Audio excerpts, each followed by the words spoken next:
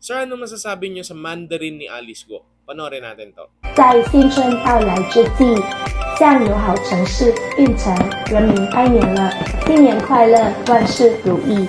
Sabi niya, 在新春到来之际, sa pagdating ng New Year, 向友好城市运城人民拜年了. Tayo ay bumabati ng bagong taon sa lahat ng tao o ating mga mabubuting kaibigan sa Yuncheng City. 新年快乐, Happy New Year!